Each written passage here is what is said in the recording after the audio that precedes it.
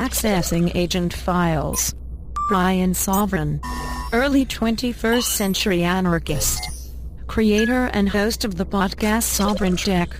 By the year 2021, the show would be instrumental in the downfall of various conservative ideologies in the government, helping usher in an incredible time. Hey, want to take a walk on the wild side and experience the bleeding edge of technology? Then get ready, because it doesn't get much more edgy than this. You're in for a wild ride. You're listening to Sovryn Tech with your host, the man in triple black, the Golden Stallion of the tech world, Brian Sovryn. He's got a huge brain. And now here's Brian. Oh, you better believe it. The Golden Stallion's here for you for another wonderful special for Sovryn Tech. And yes, I am beyond honored to deliver this talk. And this talk is not me. This is actually a talk by the lovely and hyper-intelligent, the Duchess of Debauchery, Dr. Stephanie Murphy. And this is the talk she gave at Coins in the Kingdom. And it is all about pretty much, creating a perhaps a micro business. It's about entrepreneurship and the abilities that Bitcoin affords you in doing that. Now, to me and to many of the other people that were there, because I was able to, of course, I was with Stephanie, and I was there when some other people came up to her afterwards, even though she does do a Q&A, but they asked her and, gave her feedback after the fact. And to me, the best thing about this, as it was to them, was just the absolutely inspirational story of what Stephanie has gone through in the past few years. Going from Dartmouth to starting her own business, and beyond, and all of that. And that's really the most, it is inspirational, no doubt. And it is something that I think people need to hear. And certainly at Coins in the Kingdom, which was a place meant to be, and it was a great Bitcoin party and celebration. Her story is something worth celebrating it. And of course, for me, it's an honor every day. It's a privilege every day to see her grow personally. And this is just a great, kind of wrap up to what has happened just so far. And I'm sure in the future, it's going to be even greater success.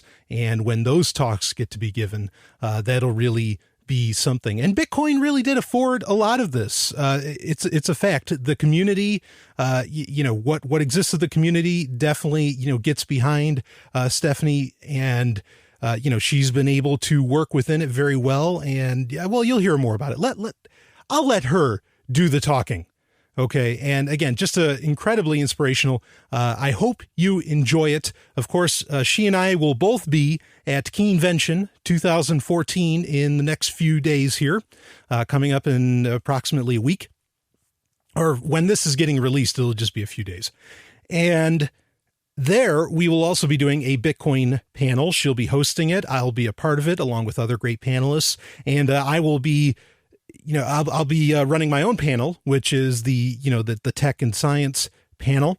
And we will have recordings of those, and those will get released as well. Stephanie's really great about making sure that, her collection of work, and thus by default my collection of work, as she is my producer, gets recorded in some way, just in case, just as a backup, just in case something, goes wrong. She really does her due diligence. And obviously, this special you're going to listen to will certainly prove that.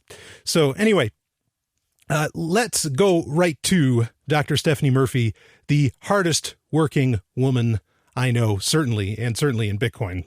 I mean, wow, is she amazing. I'm not going to, I'll just let the music ride this one out. I won't be back after the talk, but please enjoy it. And I hope it inspires you as much as it inspired many others at Coins in the Kingdom. And again, just a real pleasure for me to be able to release this in the Sovryn Tech feed. Anyway, carpe lucem, everybody. I'll see you on the other side. Hey, everybody. I think we're going to start the talk now. We're running a little bit behind schedule, so just want to keep things moving along. So I am going to be speaking about ways to build a business and make money online with Bitcoin. But it's not going to be, your typical, Bitcoin e-commerce talk. This is great. It's another credit card, except it's Bitcoin. Definitely not going to be that. Because I also want to talk about some of the reasons why someone might want to do that. And it's going to be a little bit of a deeper dive. So first of all, I'm Stephanie Murphy. Hi. Thank you for coming. You might know me from Let's Talk Bitcoin. That's a podcast that I'm a host of. It's about Bitcoin. It comes out twice a week. But there's actually way more to my personal story than that. And we're going to get into that here in just a minute. But first I want to say thanks. I'm so happy to be here. This is already a great event. It's just started off, but of course, Jason and Megan have done an awesome job organizing this, as usual. This is just turning out to be a great conference. And I really like the fact that this is sort of more of a community-focused kind of event. I really like, just having kind of a smaller.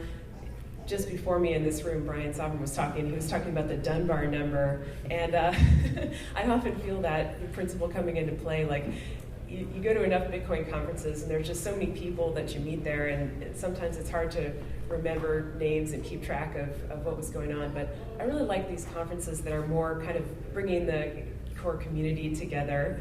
And I like the idea that I think a lot of people who are here today and who may be watching this on the internet later are interested in freedom in every sense of the word. Yep, we got some in the audience for sure. And I was thinking about how I could give a talk here that was going to provide value to people who are interested in freedom and people who, might be kind of like this core Bitcoin community that I'm interested in being a part of. And I know, having been in the Bitcoin world for a long time, you hear a lot about the unbanked, right? You hear a lot about how can we uplift the world out of global poverty? And how can we solve all these really pressing problems that are facing people around the world? There's billions of people, or at least over a billion people living in abject poverty around the world. And how can we use Bitcoin to help them out? And that is a pretty tall order. That is a monumental task. And I know there are lots of people working on that, but it's very hard to do. You can't do it by yourself. It's going to take a huge amount of institutional change, just all around, to get anything happening on that front. It's a very difficult task.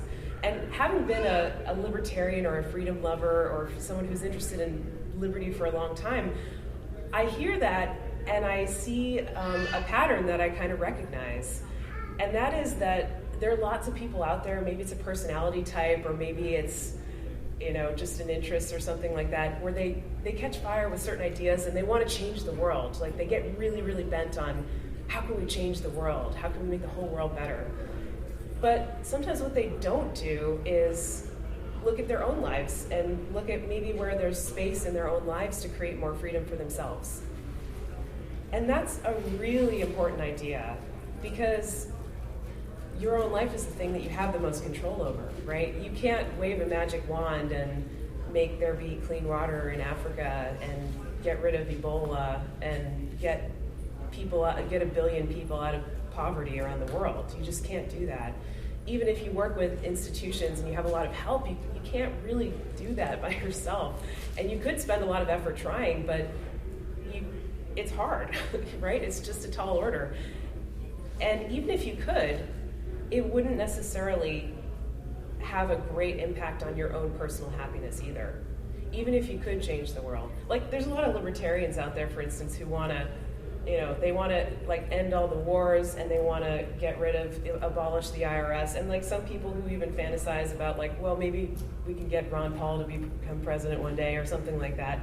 And they try to work on those things sometimes for a while and they burn out because it just doesn't happen. And then they end up frustrated and unhappy when maybe they could be happier if they actually just looked at their own lives and the things that they have lots of control over that have the potential to get them a lot of happiness right now without much effort compared to something like getting Ron Paul elected president or ending global poverty. Right, and so the things I'm talking about that you do have control over in your own life are who are your friends? Who do you hang out with? Who do you associate with? What's your job? Do you like your job or do you hate your job? There's a lot of people out there who just hate their jobs, and they're just every day they spend more time at work than they do with their significant others, but they hate their jobs. And, your health, right? Like, are you paying enough attention to your health? Are you getting enough sleep? Are you getting sick all the time? Are you eating well? Like, just those things you are the one who has ultimate control over those things. But sometimes as people who are idealists or activists or whatever, we tend not to focus on ourselves. We tend to focus on trying to change the world. So what I really wanted to talk about today is how you can, maybe make some space for more freedom in your own life, and how you can do that like in an actionable way through entrepreneurship, because this is a very personal thing to me. I've actually done this myself. Just in the past year, I came to a crossroads where I made a major career change, and I want to talk a little bit about that before I talk about some of these specific strategies for online business with Bitcoin. But first I want to talk about my own story to kind of illustrate why someone might want to try to free themselves through, building an online business. So I was always a pretty serious person, I guess maybe I was just born that way, but I always took school and everything like really seriously. I was like really ambitious and driven. And I always, worked hard and I got good grades. And of course, a lot of times when you grow up, you think that grades are like what it's about. Like, you get this impression from adults that like to get their approval and to please them, like you have to jump through all these hoops and get good grades and be a good kid and everything like that. So I totally bought into that. I was just stuck in this school system where I really wasn't taught to think outside the box in any way. It was just like follow directions, get good grades, and you'll be successful. Right? Have you all heard that? Yes. Yeah. So people are nodding their heads. So, like any person who wants to be successful, I kind of got myself on this path of like, well, I should go to med school someday. I should become a doctor, right? And how did that happen?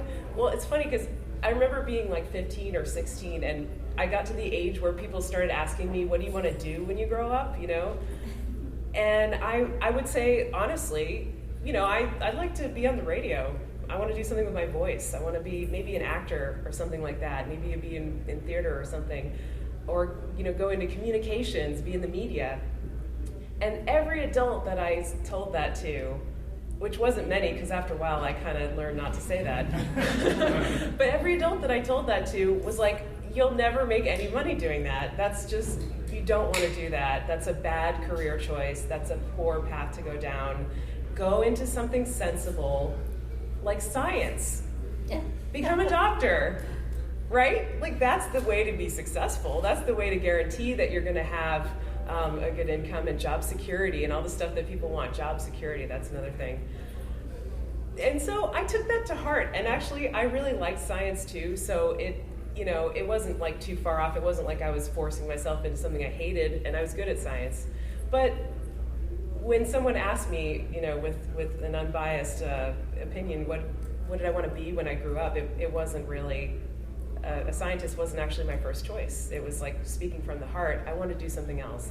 So I did. I went into this career path. I studied biochemistry in college. Actually graduated college with a 4.0 perfect GPA, but what did that get me? Not much. I didn't have much fun. That was the thing. I barely had any friends. I missed out on a lot of fun things about being in your early 20s because I was so focused on school. And what I was trying to do was to get into med school, right? Because when you go to school and they tell you, well, school prepares you for college. College prepares you maybe for graduate school, and it prepares you for real life. Okay, I bought into that too. So, I got good grades. I did get into medical school, but I didn't just want to become a doctor. I actually, I really liked science, like I said before, and I had done a bunch of volunteering and a bunch of working in research labs. And so I got onto this career path where I was not just going to become a doctor, but a double doctor. Okay, so I was going to try to get an MD and a PhD, which it sounds crazy when you say it. It's almost like going into the military, It's supposed to take 8 years, and it's 8 years of grueling hard work, but after that time you're a double doctor, you've got 2 degrees. And the point of it is so that you can cure diseases, so you can do medical research and have the perspective of both a doctor and a scientist to be able to solve serious problems, diseases. And that really appealed to me. I really wanted to do that. Like, I really wanted to cure diseases. Are you seeing a theme? I mean, that's fixing the world, right? Before I was fixing myself. At the same time, I was so interested in curing all these diseases, but I wasn't happy. I was spending all my time working and just going after these grades and these accolades and stuff like that, when that wasn't really what I needed. I needed a little bit more freedom and playtime and space. So I did, end up going to med school, and I trusted my intuition. I actually got into Harvard and Yale for med school. I turned them down because I wanted to live in New Hampshire because I was interested in the Free State Project. All these professors said I was crazy. How could you turn down Harvard? I mean, I still have the letter, that I sent back to them. But I ended up in New Hampshire. I went to Dartmouth, and I started med school, and I thought, oh, this is going to be great. I'll be helping people, I'll be intellectually stimulated, I'll be making a difference, I'll be able to cure diseases. And, of course, the other side effect of that was I got a lot of praise from all these people that, oh my God, that's so cool, you're going to med school. Oh, your daughter's going to med school. Oh, wow. It was just amazing the way that people reacted to it. And then everybody, of course, said, oh, well, you'll have a great income too. Good doctors make a lot of money, right? Isn't that what you hear about doctors? They make a lot of money. Well, after going to med school for 2 years, which I ultimately didn't finish, I did do 2 years of med school, I didn't finish it. I did also do 5 years of my PhD, which I did finish, so I have my PhD in biochemistry. After going through 7 years of this, I realized that none of that was actually true. And I mean, it was pretty bad how untrue all of that stuff was. For starters, med school was just not a friendly place for someone who identified as a libertarian. It's a really socially conservative culture, but in a weird way, like it's socially conservative, but it's also combined with like the idea that most academic doctors and med students are just like drooling over Obamacare and socialized medicine. They think it's going to solve all these problems in the healthcare system. It hasn't, and it didn't then. They take it as almost like a foregone conclusion that the government should ban things like guns and trans fats and soda for your own good. One thing that I quickly realized was that doctors don't actually make a lot of money. You hear that, but it's actually not true. So most med students start out with $250,000 worth of debt from school. That's a pretty hard burden to overcome. Then when you get out of med school after 4 years, you're a medical resident, you get paid peanuts. It's like, $40,000 a year, and you're working 80, 90 hours a week, being just the brunt of the workhorse of the hospital, doing all this crap work that nobody else can do or wants to do, and just getting paid essentially McDonald's wages if you calculate it per hour. It's nuts that someone with an advanced degree goes through that, but that's all part of the hazing ritual. Oh, I mean the training process that you go through. And then, then by the time most doctors get out of their residencies, they're like 30 years old and they want to start having families and buying houses, and then they take on a mortgage, and then they take on a car loan, and then they then they have kids. And so a lot, like if you become a family doctor and not a dermatologist or an anesthesiologist, which are like the highest earning types of medicine, then you could not get out of debt until you're like 70 years old. So understanding that really made me think. And then in my PhD work, pretty much all academic science is funded by the government, and that means that you get all the problems of basically working for the government. I mean, the idea becomes to get grants instead of to do meaningful, helpful research, to get more, they want to get more grants. just the process of moving science forward, it just felt so monumentally slow sometimes. It was really demoralizing and frustrating. And this project that I worked on for my PhD thesis for 5 years of my life, I don't know if it's ever going to help a human being, you know? Maybe it will, but it's not for sure, and I just don't know. So, you know, that kind of smashed my hopes of doing something meaningful, something where I could feel like I was making a difference or changing the world, let alone curing diseases. Like, that's just not going to happen. Oh yeah, and a lot of people who go to get their PhD want to become professors, right? That's a logical career goal. Well, actually, less than 10% of PhD graduates ever actually end up becoming professors. So the system is just really screwed up in a lot of different ways. And, you know, the one thing I didn't expect was just how unhappy everyone was. You know, I saw a lot of my med school classmates getting divorced, you know, a lot of them gaining weight, developing drug problems. Like, these are not signs of happy people, unfortunately. It's really sad. And, like, we were supposed to be examples of health as doctors, and most people were not examples of good health, mentally or physically, unfortunately.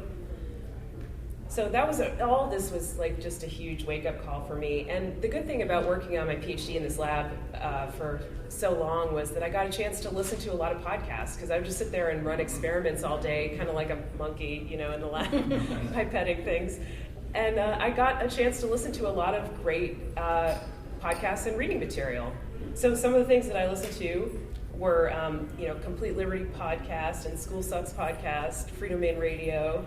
I listened to the 4-Hour Work Week by Tim Ferriss on audiobook, the $100 Startup by Chris Gilbo, and the Smart Passive Income podcast. And so I was just like filling my mind with all of these things about career freedom and personal freedom, mental freedom.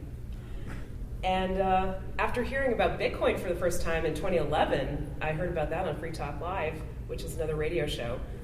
And I was super interested in Bitcoin. Like, I just wanted to read everything I could get my hands on. I started digging through the Bitcoin forum. I started listening to Eric Voorhees going on all these podcasts and explaining this, what's this Bitcoin thing? And it really appealed to me. Like, it just caught fire. And so I started getting excited while I was mentally ready to make the transition out of my career, but not technically ready to do it yet, because I wanted to graduate first. I started just preparing myself, you know, learning everything I could about Bitcoin and thinking about my strategy, planning my escape strategy, the prison break, right? So I was thinking about what I could do instead. You know, if I didn't want to be, okay, this whole plan isn't working out of being a doctor and a scientist, this isn't really working out for me, so what can I do instead? And I wanted to do something where, you know, I could think totally outside the box, where I could just incorporate my interest in Bitcoin and, you know, maybe do something with this hobby that I picked up of podcasting, which was another thing that I was doing that I was really interested in. And you know, do something that would let me work from home and sort of set my own hours and decide my own schedule, because that was not something I had ever really done in my whole life. You know, being in this school system, it's like a rigid schedule, and then going from that to graduate school, it's another rigid schedule. So I wanted to be free, make my own schedule. And I wanted to work in a field, after working in you know, medicine and science, like, I was done with licensing. And so I wanted to work in a field that was just, that I didn't have to like satisfy some professional body or like take a test to prove that I was worthy of practicing that art form or whatever. So what I came up with is what I'm actually doing now. And I'm a voice actor. I have my own business that I started a couple of years ago when I was even still working in my old job. It's a micro business, which is a type of small business with like few or no employees. I'm the only employee, you know, and I work for my clients. So actually most businesses around the world are micro businesses, but that's just kind of an interesting little factoid. But the point is that it's very common to have these types of businesses. Like the word solopreneur, which was coined by Larry Kelto, he was he was in the publishing world, and he kind of struck out on his own and started his own business publishing online. And he was one of the first people to do that, and he's been really successful. So he calls himself a solopreneur because it's a small business that you run by yourself. So that word works for me. So now I love my job. You know, it's great. I do all my work online, you know, from the studio that I built in my home. Some of my clients I've met face-to-face or no face-to-face, but it's not a requirement. I get about a third of my income in Bitcoin, which is cool. I've worked with voiceover clients all over the world, Germany, China, England, Canada, Chile, you know, just all these different places where it might be hard to do that with fiat money, or there might be some problems. I'm also a talk show host, and I'm on the Let's Talk Bitcoin podcast, which is just this amazing opportunity. I couldn't say no to it, even though I kind of got offered the opportunity to be on the show, like right as I was coming out of this period of turmoil with changing my job. But I couldn't say no to it because it's worked out so well. It's been just this great opportunity to travel around and meet so many awesome people in the Bitcoin space, in the Bitcoin world. And a great side effect of that is that I can, you know, I meet a lot of potential voiceover clients that way too. I've voiced dozens and dozens of videos and phone systems and tutorials for Bitcoin companies. You know, you've probably heard some of the stuff that I've done. I'm even working on a Bitcoin audiobook right now, which is the words of Satoshi, which is just the coolest project ever. And those are just my Bitcoin clients. You know, I've got other clients too. I've done voice work for national brands like Graco and eBay and Dell and Best Western, ABC Family, and some others. So I really feel like I'm just living the dream. Like, it was so scary to make this career change, but it was so worth it. And it created so much more freedom in my life. And it was scary, like I said. It was a big step. It felt like it was monumental, but I did it, and I changed my own world. You know, I didn't have to change the world. I changed my own world. And so that's why I wanted to talk about this today, because it's brought so much freedom to my own life. So maybe I can give you some ideas that might inspire you, you know, if you're thinking about building some kind of business online, that might inspire you to do that. So, let's see. So people do this every day. I mean, it might be unusual to make a career change from being in this MD, PhD program to becoming a voice actor. I might be the only one who's done it, but if you know anyone else, you know, definitely give them my email address because I'd love to talk to them. But people do this every day. There are lots of people who leave these like soul-sucking kind of corporate jobs that they're not happy in, and they start their own businesses online. And the strategies to do that, I think we have some in the audience who may have done that. And the strategies to do that are kind of well-defined. There's a lot of literature for free out there on the internet about online business. Some of the strategies that people use that are just maybe even new to entrepreneurship, have never done anything like this before, have always worked in a corporate job. So you can start a services-based business. You can do a blog, a podcast, or a YouTube channel, you know, video content generation. You can do self-publishing, write a book about something you're an expert in. You can make an online course about something that you know and you want to teach others. You can make a game. You could make an app. You could do affiliate marketing, which is selling someone else's product and getting a commission on it. Or you can do e-commerce, which is selling your own product or selling something that you curate, building a store that you curate. And really the sky's the limit with that. The product could be anything. So those are some of the strategies that people use for basic online businesses that almost anyone can do. It's just, what do you want to do? And, you know, these are not necessarily about the unbanked, okay? Like, I started off in the talk saying we hear a lot about the unbanked. Yeah, we do hear a lot about them, and they're important. They absolutely matter. But this is more geared towards the banked who want to unbank themselves, right? Because there are problems with being banked, too. Like, I'll be the first one to admit it. You know, sometimes dealing with PayPal, dealing with banks, dealing with Dwala or whatever, it can be a hassle if you're a freelancer and you know it. So this is really more about people who want to create more freedom in their lives. Okay, so let's get right into it. For services-based businesses, so I'm going to talk about each of these different strategies and then do like a little case study about how it could tie in with Bitcoin. So for services, You could do anything. You could do a consultancy, you could do life coaching, copy editing is a really popular one online. You could be a virtual assistant. The jobs out there are endless if you're looking at services. I mean, almost everyone has some kind of skill that they can do or offer, whether it's something really basic like, picking up errands or something, or being a courier. Actually, that could not be basic, because sometimes it's really complicated to be a courier. You have to get, things are perishable, you have to bring them around. But everybody sort of has something that they can do that is a service-based business. The downside to it is that you are required for the business. So a lot of entrepreneurs talk about wanting to build up a business and then at some point sell it to someone else. And you can scale up and sell a service-based business, but you have to kind of build a team for that. So it gets a little bit tricky. But services are great when you're just starting off with freelancing or online business. And that's what they are. They're a type of online businesses. So both Reddit and Coinality, which is a website where you can find Bitcoin jobs, have job postings where people are like, I need this job done and I want to pay for it in Bitcoin. You can go there and just look for jobs.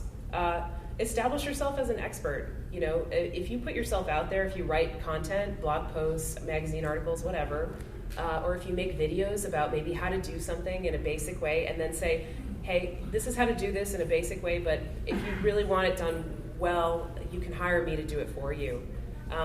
That's a great way to establish yourself as someone who's willing to do consultancy services. And just network, like you never know who you're gonna meet. So as a case study for this one, I just want to talk about my voiceover business. I meet people all the time through Let's Talk Bitcoin and through going to Bitcoin conferences. And you might say like, well, what's the likelihood that these people who are just going to Bitcoin conferences are gonna need a voice actor? Like that doesn't seem to really fit, but it actually does fit really well. Like every Bitcoin company, wants to do some kind of marketing, or it needs a phone system or explainer video or something like that. And so a lot of times they say, hey, you're a voice actor and you're in the Bitcoin world, I know you, let's work something out. So basically just the more people you can meet and the more material you can put out there of yourself as an expert in whatever field that is, the better you'll do as a consultant or as a service-based business. Content generation is another really popular one. The barriers to entry of this are just getting so much lower, which is great. Now you can get cheap microphones and cheap video cameras online, and you can start a podcast, or you can start a video podcast. You can make YouTube videos for very cheap. You don't need a TV studio. You don't need a recording studio. You don't need to get handpicked to have your own radio show by the gatekeepers anymore. You can just do your own on the internet, and some of them become wildly popular. And your quality, your sound quality, your video quality can get better as you get bigger. That's fine for your show to evolve or your content to evolve as you get better. That's sort of part of the process. But the barrier to entry for that stuff is really low. Blogs are another example of this. I mean, it's almost free to start a blog. Like you can start a free blog actually on certain platforms, Blogger and that kind of thing. WordPress now takes Bitcoin too, so there you go. If you want to do a WordPress site. So Bitcoin ties in with this in a pretty unique way. I didn't say much about how Bitcoin ties in with service-based businesses, but I'll kind of get into it here. So for people who create content like blogs, podcasts, and videos, there's always the idea of tipping, right? Bitcoin makes it really easy to send a tip or a small payment. It's funny because there's this story, my co-host on Let's Talk Bitcoin, Adam B. Levine, and the other host is Andreas Antonopoulos, who's here too. But Adam wrote this article once for a major tech blog. I don't know if I should say who it is, but he wrote an article for a major tech website, and it got a lot of views. And the idea was that he was supposed to get paid for this article, right? But he put at the end of the article a Bitcoin tip address so that people could send him tips in Bitcoin. And this blog didn't like that, and they took his article down. But what ended up happening was that he actually got more hits to letstalkbitcoin.com, which is his own website, and he got more tips from that, from the exposure that it got him, even though it got taken down. And the $100 that he got paid to write the article or whatever, that paled in comparison to the Bitcoins that he got. So Bitcoin can make tipping really easy online. There's tip widgets. There's There's something called the Bitcoin tip widget, I think. You can look it up online, which has Bitcoin and other cryptocurrencies. But there are also these things called CoinLock and Bitwall. And I think there's another one called Bitmonet, where you can put your content essentially behind a paywall and not charge $25 for a year's subscription and have to collect credit card info. But you can actually take 25 cents from someone to read 5 blog posts or something like that, or an article. There was actually a newspaper who did that, put all their articles kind of behind a paywall, because online newspapers have been just struggling with this paywall thing for such a long time. It's so hard to get someone to put their credit card information in to pay $1 for to read a New York Times article or something like that. It's just people don't want to do that, and with good reason. And the credit card is going to take 3% plus 30 cents. Then you're down to 60 cents, and it's 57.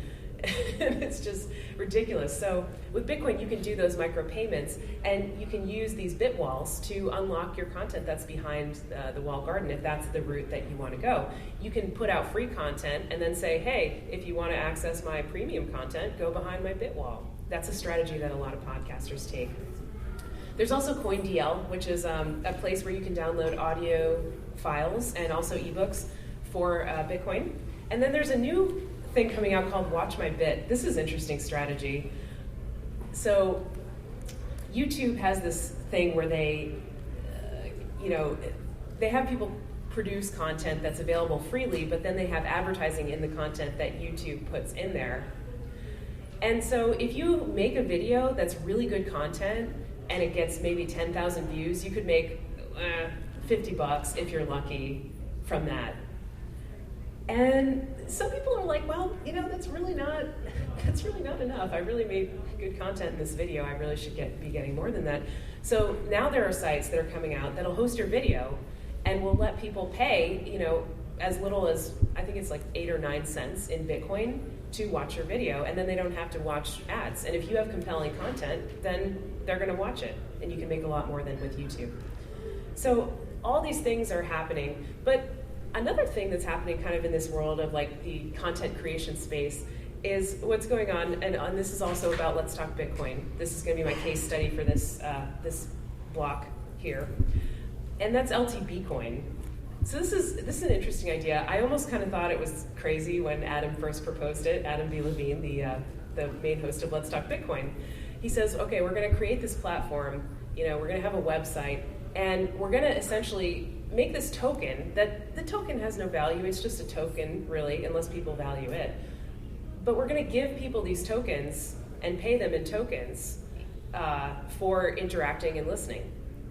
And that's actually a really interesting idea, because you're actually incentivizing people to do what you want them to do, which is listen to your show and interact and leave comments and stuff like that.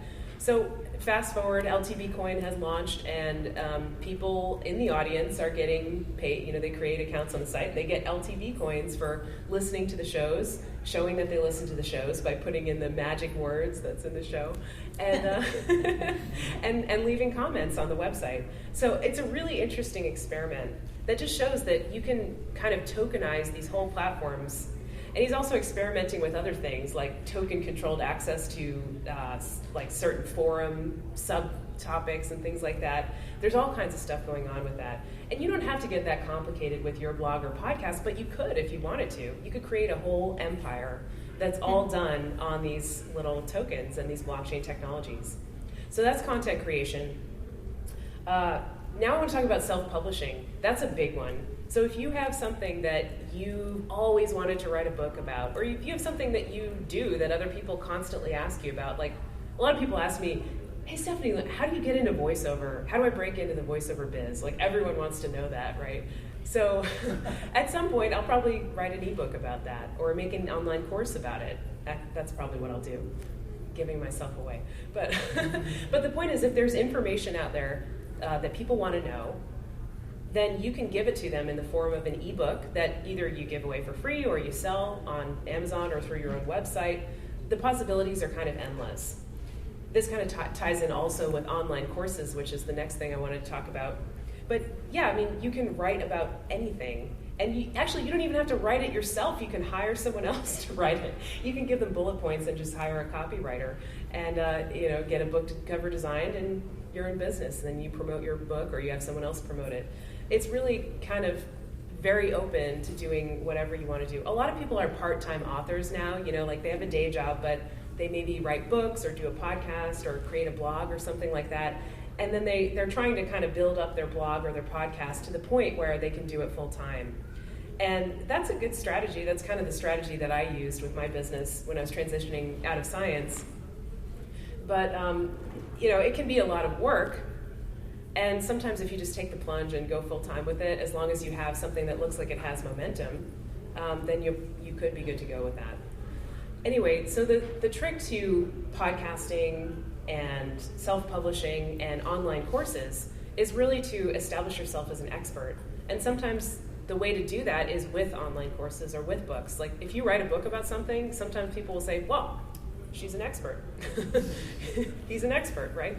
If you have, look, I taught the course on Bitcoin, or I taught the course on how to get into voiceover. People will kind of consider you an expert. It gives you some credibility, especially if what you say is true. Hopefully you actually have the experience to back it up.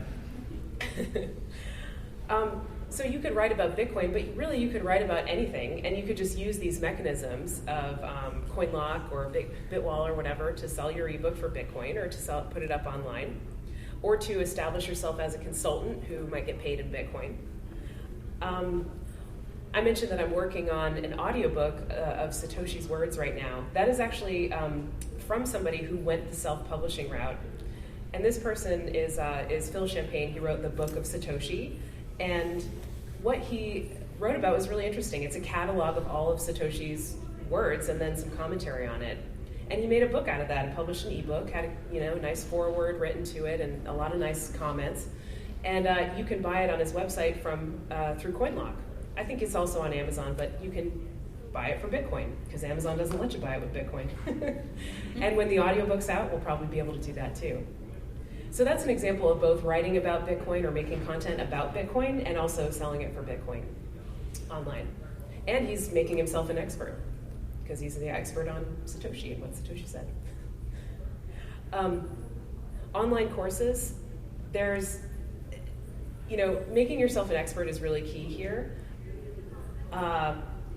You could make a course about really anything, but there's just endless aspects to cover in Bitcoin. If you cover it from a specific angle, like if you have a layman's perspective, or if you have a very technical perspective, or if you have a perspective on the future of Bitcoin or the history of Bitcoin, like the angles are just endless. You could create an ebook or an online course about any aspect of Bitcoin, or Bitcoin combined with something else, using Bitcoin to establish an online business or whatever. Udemy has the ability to create courses and put them up for free. So there was the Bitcoin Education Project, where on Udemy there's a course about Bitcoin that you can take for free. There's also the University of Nicosia, which is developing this, or I think it's actually ready, where it's this massive online course that you can enroll in, and then you can get a Bitcoin education from that. So it's really wonderful, the amount of online educational platforms that are coming out today. That's why I think we don't really need this BitNation providing education on the blockchain or whatever, because there's so many platforms to get your education out there online. You could also do a video course on your own website, build up an email list, make a video course, and then market your video course to your followers and put it behind a Bitwall.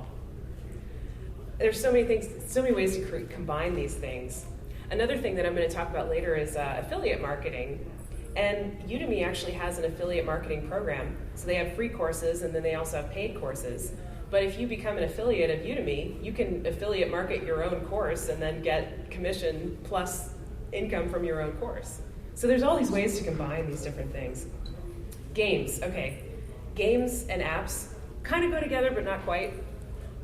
If you don't have something that you want to write about as an expert, or you want to teach to the world, that's fine. Maybe you just want to put a game out there. Games are fun, right? Everybody likes games.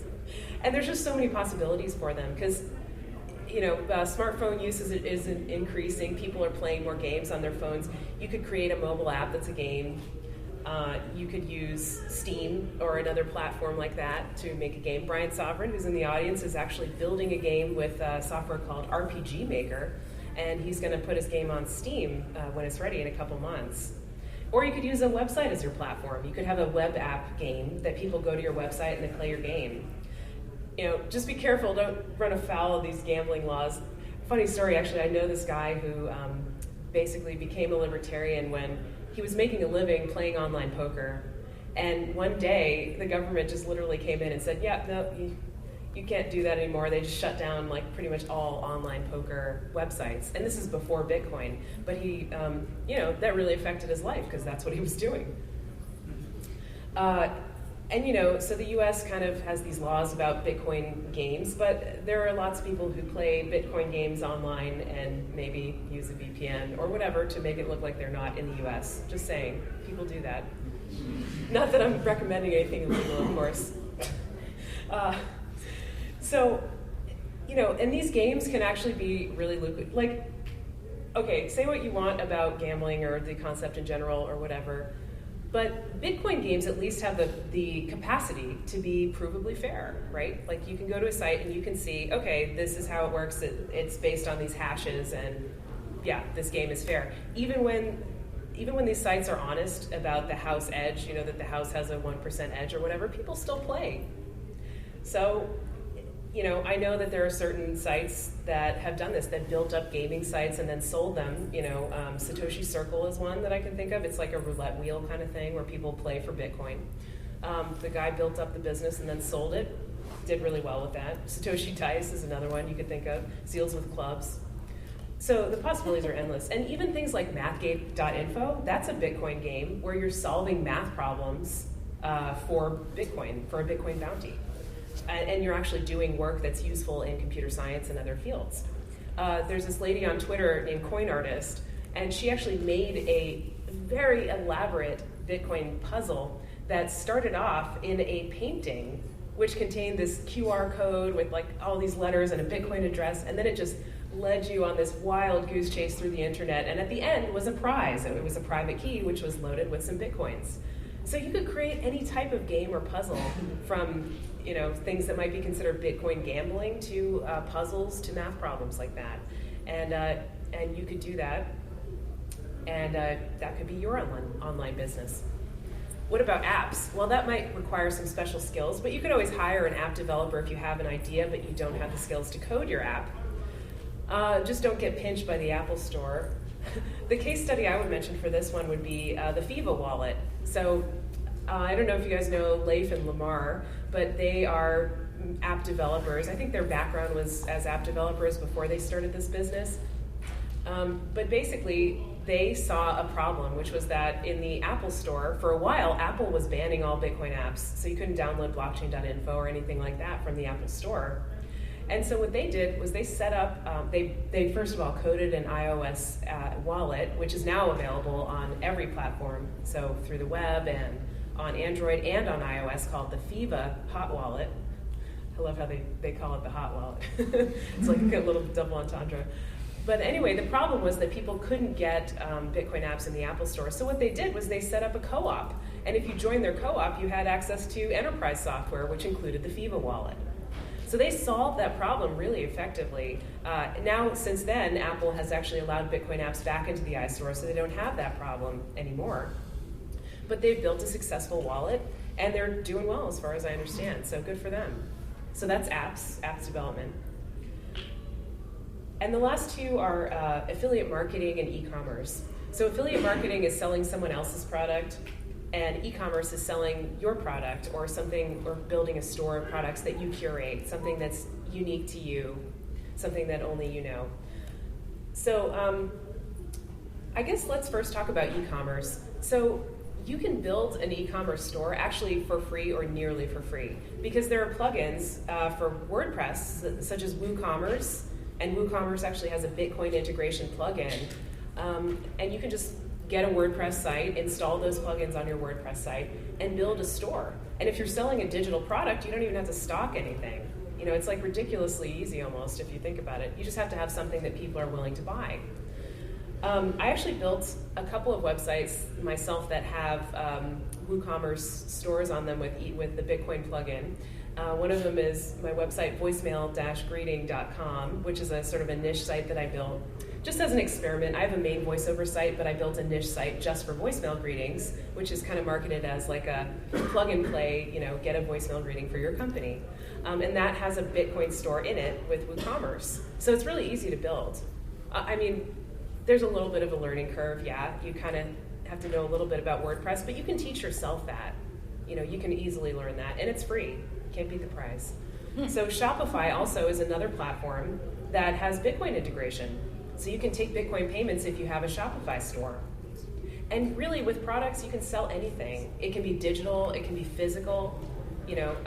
Selling physical products, like you have to do a little bit of negotiation and probably find a way to stock the products and fulfill the orders, or find someone else who will fulfill the orders.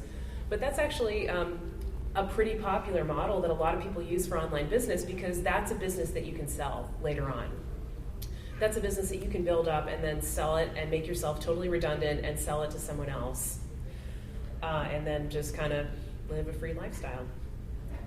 So the only hard part is picking what products to sell. And then people get into all these things like keyword research. Also, if you're writing a book, if you're doing an ebook, you want to do some research to find out if people would actually want the information or the product that you're trying to sell them, and if they're willing to pay for it, and if that's acceptable to you, how much they're willing to pay for it, basically. So, researching these things obviously is a good idea before getting into them, but the point is it's totally possible, and the tools to find out how are right there on the internet if you want to. You can totally find out. So I guess a case study of an e-commerce site that I would want to bring up is Bitcoin General Store. These guys actually started out, I think, selling. It was a company called BitBrew, which was selling coffee for Bitcoin online since the very early days, where you'd probably be paying like 10 Bitcoins for a pound of coffee. This is probably when they started. But they actually partnered with someone else and expanded into the Bitcoin General Store, which curates a bunch of unique products that might be interesting to Bitcoiners. They had kind of nerdy stuff on there. They had food items like the Bees Brothers honey, made by these two young guys who learned how to grow bees and make honey. So really, the sky's the limit. And they did it all for Bitcoin. And it's called the Bitcoin General Store because you could pay with Bitcoin. Or I think you maybe even had to pay with Bitcoin. They didn't accept fiat at all. And that's another choice you have if you do Bitcoin e-commerce. You don't have to necessarily mess with credit cards even. That can be something that is costly. If you're just setting up a store and you have to subscribe to some payment gateway to be able to be PCI compliant and accept credit cards, it's really a hassle. But with Bitcoin, you don't need to worry about that. And then the last thing I want to talk about is affiliate marketing. So that's basically selling someone else's product for a commission, like I said. There's so many Bitcoin businesses out there that have affiliate links that you can get really easily and that you can use. And this is something you can do really easily on the side, where you don't need to really be devoting full time to this, but for instance, you could have a local Bitcoins affiliate link, and you could tell people how to use local Bitcoins and say, by the way, if you join local Bitcoins, use my link. And then from then on, you get a few millibits every time they make a trade. And there you go, you've got some passive income. Just because just for your trouble of introducing someone to local Bitcoins. Coinbase is another one that has an affiliate link. Bitter, I don't know how you pronounce that exchange, BTER. They've got an affiliate link, so if someone joins through your link and they trade cryptocurrencies, then you get little commissions from that. Sometimes these exchanges have their own coins where you get loyalty points in their coin for joining their exchange or for having affiliates join their exchange. And the beauty of that is that you're doing this company's marketing for them. They're basically outsourcing it to you, and they're paying you for your time. So anyone can get affiliate links. It's super easy to start out doing that. My case study on this, I guess, would be, so for a while I had a podcast called Pork Therapy. I may actually reboot that at some point, but it was a relationship talk show. And we did relationship advice. And I started on that show, I found that I had an Amazon affiliate link that I created. And I would promote the affiliate link. You know, if you do your shopping on Amazon, go through my link. And then I would read the items on the show. And people would just love to hear what other people bought on Amazon through the show. Like, it was just a really simple thing, but it seemed to work really well, for me anyway. So the funny thing about that, though, was that I ended up having affiliate links for Amazon Canada, US, and UK. And so I ended up, for a while, I ended up with all this Amazon credit from, I mean, not a huge amount, but Amazon credit from Amazon Canada and Amazon UK that I couldn't use because you can't cross-ship products to different countries. You can only order stuff from your own Amazon or your own country's Amazon. So I had all this credit, I didn't know what to do with it, but then there were these websites that came out like Purse.io and Broker, which are gift exchanges, which basically let you spend your Bitcoins on Amazon. You put up your item on an Amazon wish list, someone else buys the item for you, and then they get your Bitcoins. Basically, that's how it works. So I was able to exchange my Amazon credit, which you couldn't do. You know, you can't buy an Amazon US gift certificate on Amazon UK. I was able to exchange my credit into Bitcoin, which was great, because then I would just hold on to the Bitcoin. Okay, so those are just all some ideas, and this is a very cursory kind of overview of online business strategies, but this is just kind of to get your juices flowing. If you're thinking about starting a business online, it can be really easy. You can dip your toe in really easy with some affiliate marketing or starting your own blog and then trying to monetize it later or whatever. But writing about something you enjoy anyway, that's the point, because it's not supposed to feel like work. That's the point, is just to have fun. And I'm really glad to say now that even though it was really scary to change careers, I'm really glad that I have this fun job. And I'm so glad that I do online business. And Bitcoin has just been awesome in so many ways for my life. And I hope it will be for yours too. So I guess that's it. If you want to see my websites, you can, I mentioned voicemail-grading.com, voicemail-grading.com. But my main voiceover website is smvoice.info if you want to see what my business kind of looks like on the web. If you want to get in touch with me, Stephanie at letstalkbitcoin.com is my email address, and you can hear me on Let's Talk Bitcoin twice a week. Thank you so much.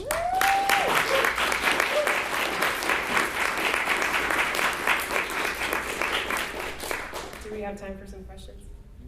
If anybody has any.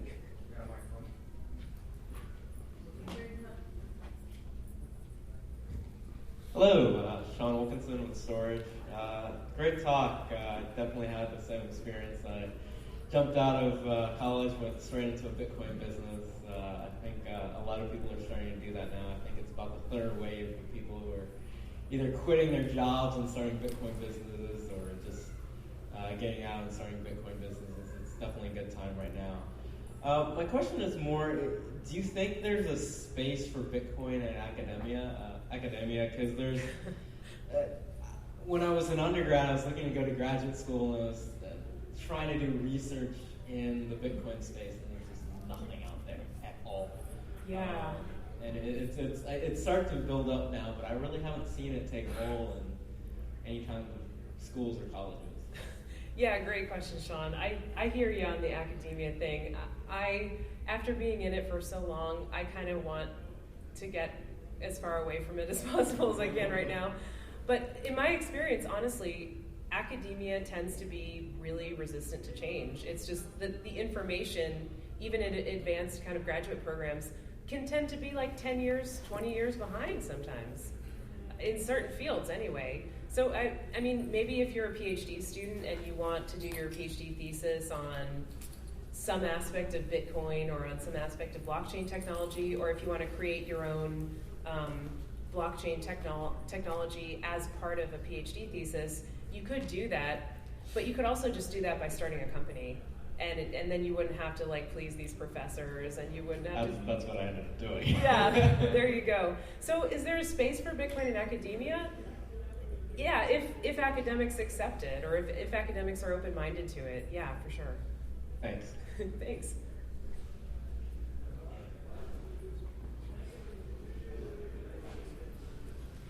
Just as a follow-up to that, I saw yesterday on Facebook that Georgia Tech in Atlanta is now accepting Bitcoin for concessions at their stadium. And so the engineers, again, lead the way, and Georgia Tech's doing a good job of that. I think that they got lucky because one of the major businesses, BitPay. They're Georgia Tech alums, and they're one of the biggest Bitcoin businesses. So that was a good fit. So, I'd like to see a lot of other colleges accept it for, I think MIT.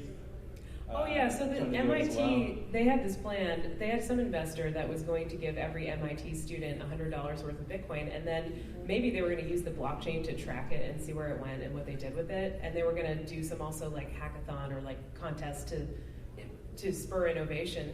But as far as I know, they haven't actually done that yet. Like, they haven't gotten the Bitcoin to the students yet. So yeah, they did the hackathon, but I don't know, maybe the price has something to do with why they haven't distributed coins yet.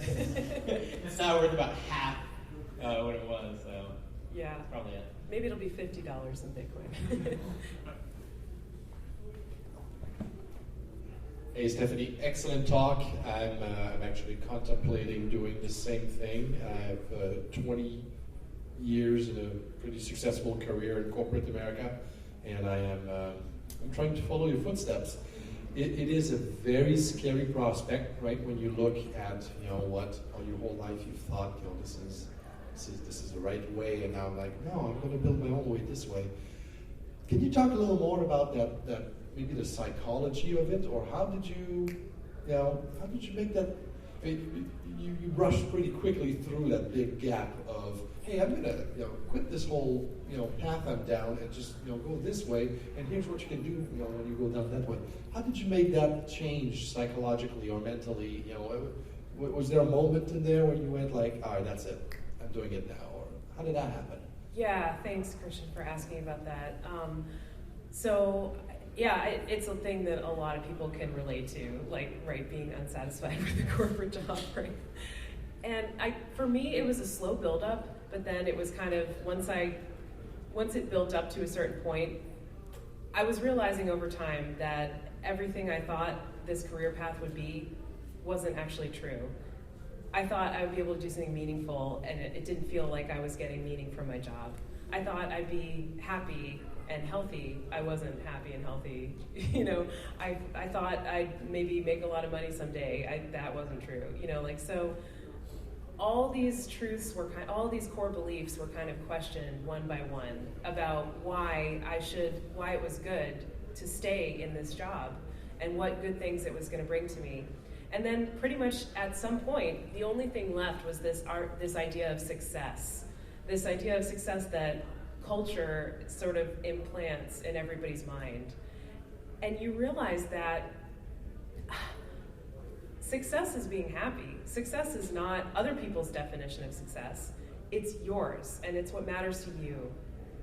And it doesn't matter if other people are fawning over the fact that you're getting advanced degrees or fawning over the fact that you have a stable career or a great job or whatever. What matters is that you're happy and you enjoy it. And for some people, they can get a lot of enjoyment out of just the fact that they're getting paid and they're going to retire someday, and they know when they're 65 they're going to hit the road and they're going to be in Aruba or whatever. But for some people, that's not enough. And I guess I realized all these things and I questioned all these core beliefs. And then at some point, I think I was listening to the 4-Hour Workweek book that I mentioned on audiobook while I was in the lab. And I remember this one line of, yeah, it's scary to make a career change, but the scarier thing is staying in a career that you hate for the rest of your life and staying where you're not happy. That's actually the cost that you don't see. That's the scarier thing.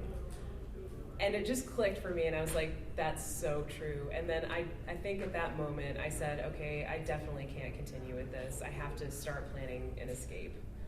So, books like that and podcasts like that can be dangerous in a certain way because they shake up your world, but they can also be so useful, because if I hadn't heard that, or if I hadn't come to all these realizations, I don't know if I would be where I am today. I might be in a hospital somewhere, feeling sleep deprived. My 80th hour. Exactly. So you'll get there. I mean, when you're starting to question whether you want to be in a corporate job, I think a lot of people who are curious-minded, maybe like yourself, often will seek out resources that will give them what they need to hear. So, good luck. luck. Thank you.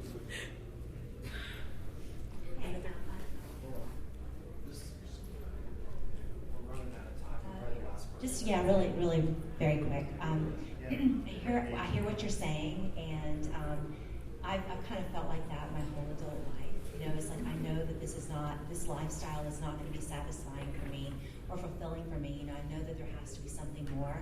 But then I had a child, and I was a single parent, and I really felt like I had no choice. Like I had to go, get a job in the corporate America and be successful in the way that culture expected me to be successful. So what would you say to someone who's in a position like that, who, you know, they have another human being that they have to take care of, you know, because it's not as easy when you have that. Whereas when you're single and you're not, you know, you don't have kids, then you can kind of just like, it's much easier to be, you know, poor for a while and deal with like that feeling for a while. So, you know, how would you respond to someone who's in a situation like that? Yeah. Luckily, I'm not anymore, and I'm doing this thing. But you know, I'm sure that there are women that, or you know, anybody that, you know, could be in that situation. Yeah, well, good for you for doing it, Diana. That's awesome. But it's a great question. There actually are a lot of single moms and moms that are in relationships and whatever, like just parents in general and dads that are gravitating towards online business now because it allows them the freedom to stay home with their kids and not to go to a job where they have to be away from their child. And then when you're working, when you're, you know, going out of the house, you have to pay for not only your lunch and your commute and your clothing, like nice suits and stuff, but you also have to pay for childcare.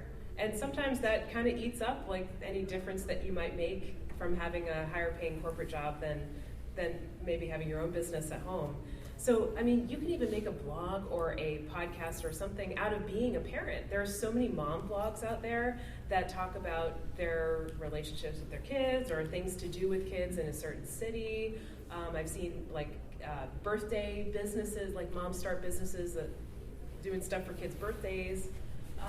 There's some great podcasts out there like Entrepreneur on Fire. He actually interviews a lot of parents who have made online businesses out of that kind of center around being parents. So I guess it would probably be harder if you have a really little baby because you're just probably not going to get much time to yourself. But if your child is like even, you know, a few years old, you could totally start just blogging when you have spare time and go from there. Thanks. Yay. Thanks so much. Woo, everybody.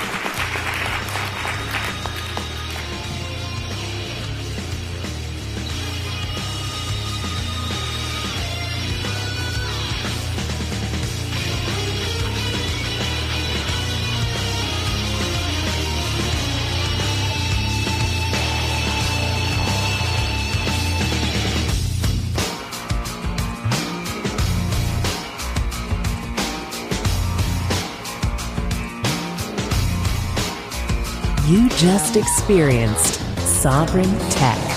Go to sovryntech.com, that's SOVRYN tech.com, and connect with us there. Find links from today's show and catch our podcast feed. Sovryn Tech is copy heart.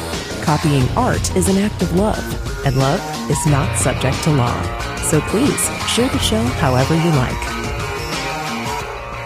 Welcome to the evolution.